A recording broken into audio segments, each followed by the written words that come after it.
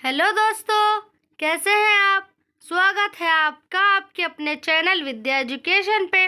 आज हम आपको बताएंगे हॉकी के एक ऐसे महान खिलाड़ी के बारे में जो हॉकी इतनी अच्छी खेलते हैं कि उन्हें हॉकी का जादूगर कहा जाने लगा। और वे खिलाड़ी हैं मेजर ध्यानचंद।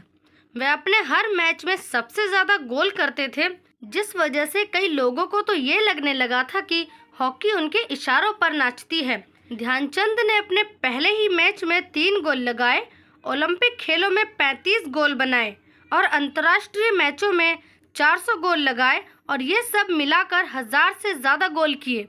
गोलों का इतना बड़ा आंकड़ा उन्हें हॉकी का जादूगर कहलाने के लिए काफी है। अब हम आपको बताएंगे मेजर ध्यानचंद के करियर से जुड़े कुछ ऐसे किस्से जिन्हें सुनकर आप भी ये मान जाएंगे कि ध्यानचंद की तरह हॉकी का महान खिलाड़ी ना तो कोई हुआ है और ना ही कोई भविष्य में शायद होगा। गेंद उनकी हॉकी स्टिक से इस तरह चिपकी हुई रहती थी कि उनके खिलाफ खेल रहे खिलाड़ियों को अक्सर ये लगता था कि वे कोई स्पेशल स्टिक से तो नहीं खेल रहे। इतना ही नहीं बल्कि एक बार हॉलैंड में खेलते समय उनकी हॉकी स्टिक में चुंबक होने के शक की वजह से उनकी स्टिक को तोड़कर देखा गया। ध्यानचंद ने अपने अद्भुत खेल से जर्मनी के तानाशाह हिटलर से लेकर महान क्रिकेटर जॉन ब्रॉड तक को प्रभावित कर लिया था। ये बात है 4 अगस्त 1936 में हो रहे ओलंपिक फाइनल की, जिसमें भारत और जर्मनी आमने सामने थे।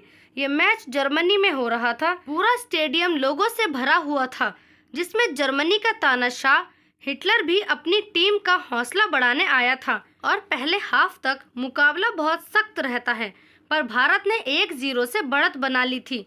मैच के सेकंड हाफ से पहले जो हुआ वो चौंकाने वाला था।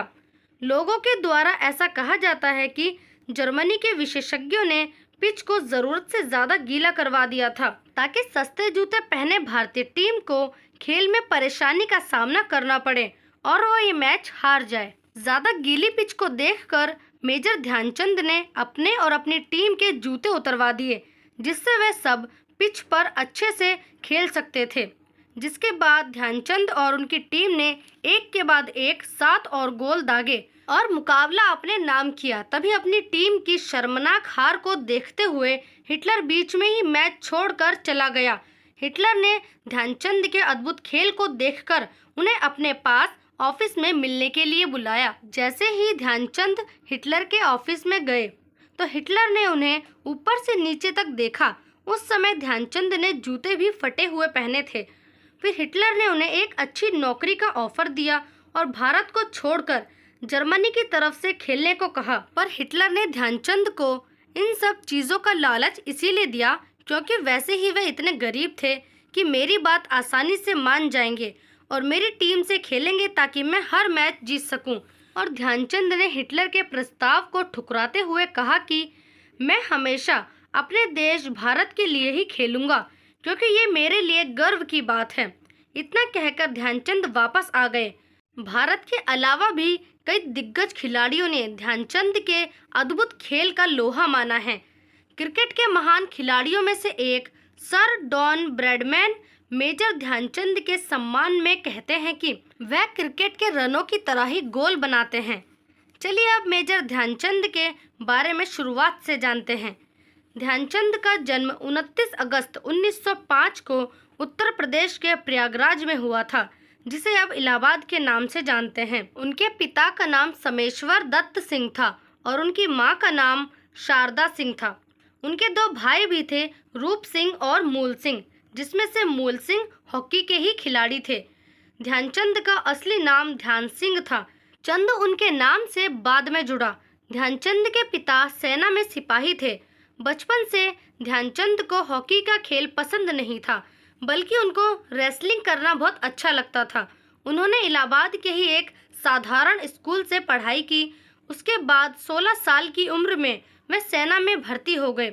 सेना में भर्ती होने के बाद भी ध्यानचंद को हॉकी में कोई दिलचस्पी नहीं थी, पर उनके साथ के ही एक मेजर तिवारी नाम के व्यक्ति ने उन्हें हॉकी खेलने के लिए प्रेरित किया। फिर धीरे धीरे उनमें हॉकी के खेल के प्रति दिलचस्पी बढ़ने लगी और वे ड्यूटी के कई घंटों बाद तक चांदनी रातों में हॉकी की प्रैक्टिस करने लगे।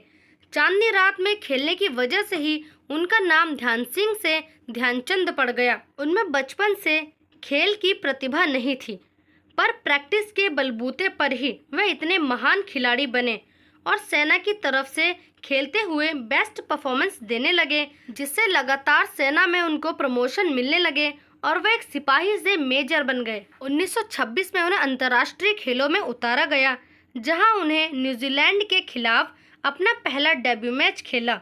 1927 में लंदन फॉक स्टॉक फेस्टिवल में ध्यानचंद ने ब्रिटिश हॉकी टीम के खिलाफ 10 मैचों में से 72 में से 36 गोल किए। 1928 में समर ओलंपिक में नीदरलैंड के खिलाफ खेलते हुए उन्होंने 3 में से 2 गोल मारे। भारत इस मैच में 3-0 से जीता और गोल्ड मेडल अपने नाम किया। 1932 में लॉस एंजलिस समर ओलंपिक में भारत और अमेरिका आमने सामने थे। इस मैच में तो कमाल ही हो गया था। भारत ने अमेरिका की टीम को 24-1 से हराया और गोल्ड मेडल अपने नाम किया। फिर 1936 में बर्लिन के खिलाफ तीसरा गोल्ड मेडल जीता। ध्यानचंद ने 3 बार हॉकी में भारत को गोल्ड मेडल दिलाया।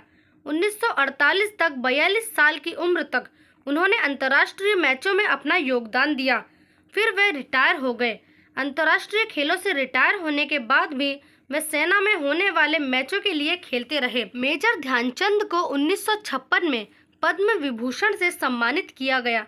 ध्यानचंद ने हॉकी के खेल में ऐसी पहचान बनाई कि और कोई नहीं बना सकता। उनकी जन्मतिथि 29 अगस्त को भारत में राष्ट्रीय खेल दिवस के रूप में मनाया जाता है। भारत को हॉकी के खेल में शीर्ष स्थान पर पहुंचाने वाले इस खिलाड़ी को देश भूल गया। उन्हें लिवर कैंसर था, जिसके इलाज के लिए वे दिल्ली के एम्स हॉस्पिटल में भर्ती थे, पर पैसों की कमी की वजह से उनका इलाज ठीक से न हो सका और 3 दिसंबर 1979 को वे इस दुनिया को अलविदा कह गए।